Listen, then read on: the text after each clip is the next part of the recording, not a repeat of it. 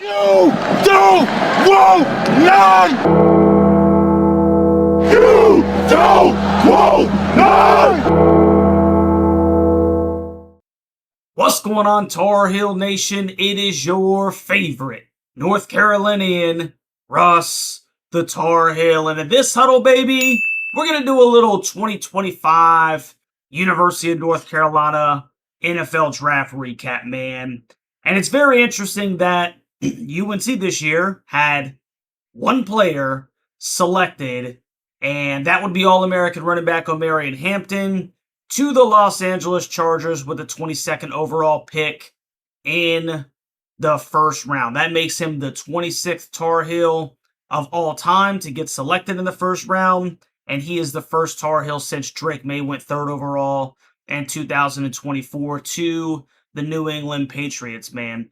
And that makes North Carolina the basically best university, if you will, for getting guys drafted in the first round with 26. And little bro NC State is in second at a far distant 20 as a program. So if you want to get drafted in the first round, University of North Carolina is the place to be if you're going to play football inside the state of North Carolina. Now, I do think that it's worth talking about the fact that UNC has produced back-to-back first-round picks in the NFL draft. However, aside from, these superstars, these generational guys like a Drake May or an Omarion Hampton, going in the first round, it's been a little scarce here as of late, it seems like.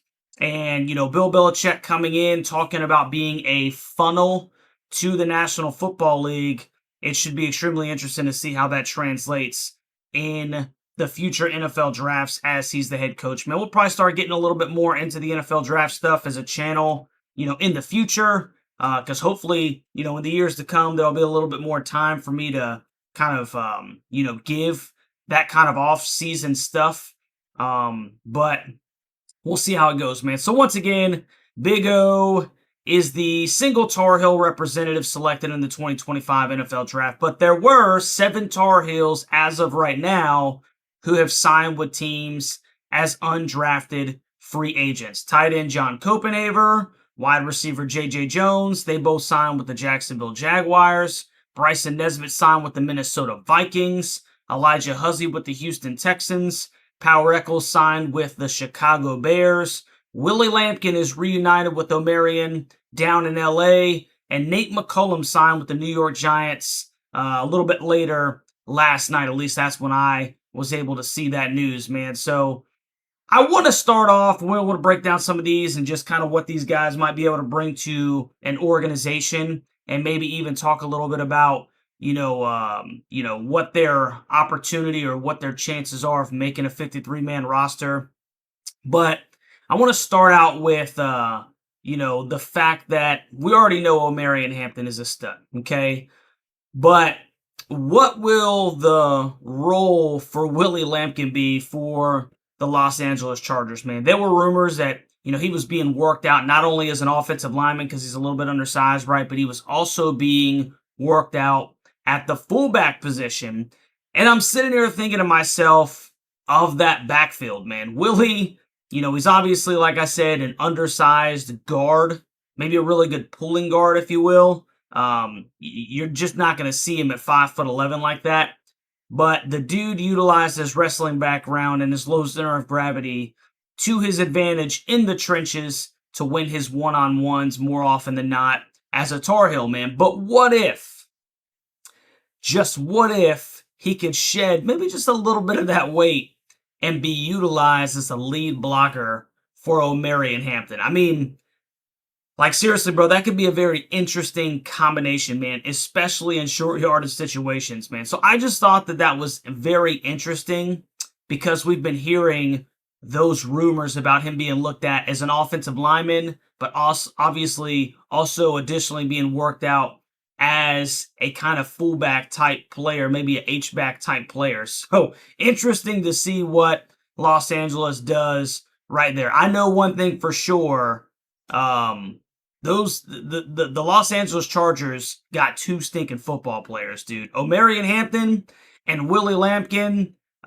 Nobody is going to dispute that those guys are football players, and they should represent Carolina very well out there in Los Angeles, man. Next up, we'll talk about John Copenhaver and J.J. Jones signing with the Jacksonville Jaguars. Now, J.J. finished his 4-year Tar Heel career with 110 receptions, 1,794 yards receiving, and 11 touchdowns.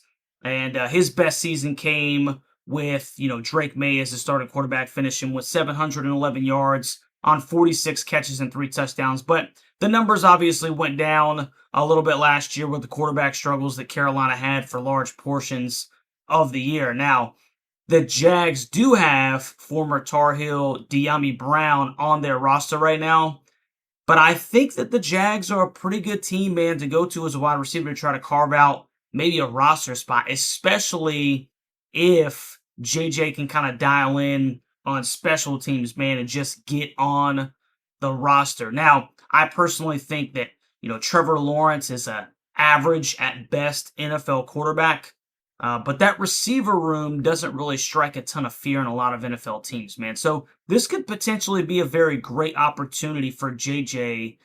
He's listed at 6'2", 215-pound guy, high points to football, can kind of use his body pretty well. So I think JJ's got a really good opportunity here to maybe be able to carve out a roster spot, man. And the same can basically be said for John Copenhaver. The Jags faithful love Brenton Strange. Trust me, I know. And, Brenton Strange last year had 40 receptions for 411 yards. But there is an opportunity for John Copenhaver to make this team. Obviously, he's going to have to, work his butt off. His work is cut out for him. But John kind of built himself as an every down type tight end, right? And it's interesting enough that he finished with 40 receptions for 414 yards and 4 touchdowns, which is almost identical stats to Brenton Strange. So Copenhaver is a tough guy, man. The dude played through injuries. He didn't sit out a whole bunch of games, man. And he continued to be a solid contributor even while he was hurt. So tough kid that also could have a really good opportunity to make this Jags roster. Now, next up, we'll talk about Power Echols going to the Chicago Bears. This is going to be interesting because we know that, he's a tackling machine, right? Back-to-back campaigns with over 100 tackles as a sophomore and junior before a drop in 2024 of only 76. He's obviously a bit undersized, especially at the NFL level, 6 foot 225. But he does play downhill, man. And, I thought that, Power is a tremendous athlete. Sometimes I felt like he kind of took some subpar angles to the football and it could get washed out occasionally trying to locate the football behind UNC's massive defensive line. And it probably didn't help that, we got almost no interior push inside, and he spent multiple seasons with, his own defensive tackles getting pushed into his lap.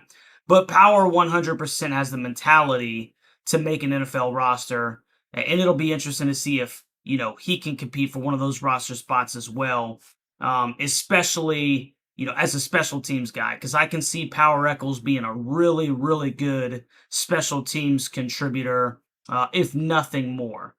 So excited about Power getting the opportunity up in Chicago, man. And obviously, we wish him well. Next up, we'll talk about Elijah Huzzie. He signed with the Houston Texans. And once again, we're talking about a guy that knows the game of football. Maybe doesn't have the perfect dimensions, if you will, 5'10", 195 pounds. Not necessarily a burner per se, but the guy knows where to be, and he's got a knack for the football. I've talked about this all the time, man. There's athletes and there's football players. Elijah Huzzie is a football player, man. Not the most vocal guy, but he always came to play. And he had 16 picks, 28 PBUs during his time at East Tennessee State and then Carolina. And before he tore his ACL during the Shrine Bowl, he was listed as somewhat of a surprise standout, if you will, in their practices, because the dude was consistently causing trouble in one-on-one situations with some of the best receivers in the entire country.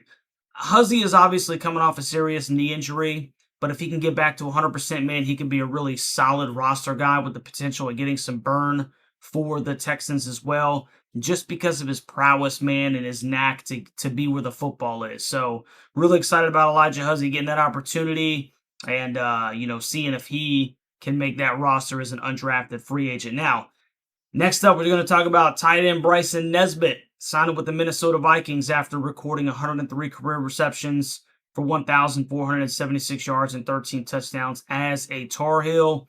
He was a first-team All-ACC guy in 2023 when he had 41 catches for 585 yards and 5 touchdowns, but he had his 2024 campaign cut short to only 7 games due to a broken wrist. And Bryson is an intriguing prospect because the dude is 6'5", 235 pounds, and he's listed as a tight end. I don't think there's any question that he's going to be way too light in the ass to play in tight and be a traditional tight end in the National Football League, unless he just bulks up big time, man. But he could be an absolute menace as a split end or even a red zone guy matched up with smaller corners.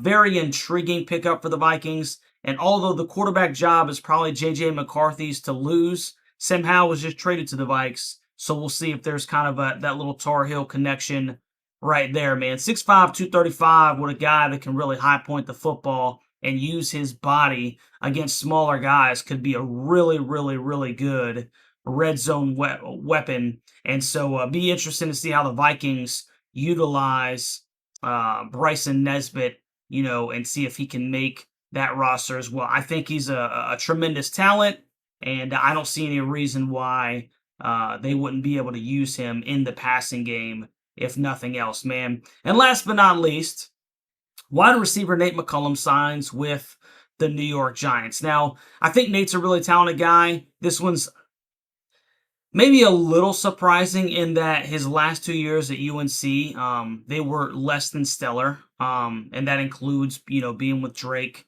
Nate had a really, really good year at Georgia Tech before playing his last 2 years at Carolina. And that last year at Tech, man, he had 60 receptions for 655 yards and 3 touchdowns. And, he comes over, and I think we had tremendous hopes that he would take over that slot position vacated by Josh Downs to the NFL. And he had a really big game. I don't know if you guys remember the, what was it? Not the Boston College game, but the Minnesota game where he had like 150 and a touchdown and double-digit catches. But aside from that game, it really wasn't necessarily anything to write home about. His last 2 years in Carolina, I finished with 68 receptions for 743 yards and 1 touchdown over those 2 years as a Tar Heel. And obviously he's a smaller guy, 5'9", 185. So will obviously be lined up predominantly in the slot. I think it'll be interesting to see how he's utilized by the Giants, man. And they kind of got an interesting quarterback room over there too. Jameis Winston, Russell Wilson, Tommy DeVito, who was pretty good in college at Syracuse. And then they just drafted Jackson Dart out of Ole Miss, which I think is a fairly decent quarterback as well. So he should be able to compete against, what New York has in that wide receiver room as well. Be very interesting to see if Nate can carve out a roster spot, man. So just to recap, the Chargers get their next great Tar Heel running back in Omarion Hampton, right? They had a couple of really good years with Natron Means, and the Heels have 7 guys sign undrafted free agent deals around the National Football League as of noon today, man. So it doesn't mean that there won't be a few other Tar Heels that get invited to some camps with opportunities to show teams what they are capable of. But those are your new Tar Heels heading to the National Football League. So you let me know what you think about how Carolina did in the draft down in the comment section. Tar Heel and College Football Nation, man. Were there really any surprises here?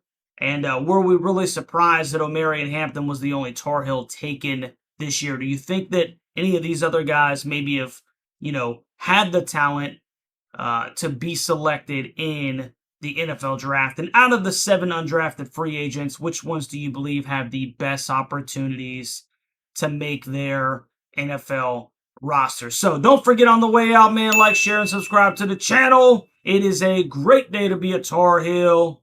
And we'll catch you on the next one, Tar Heel Nation. Go Heels, baby.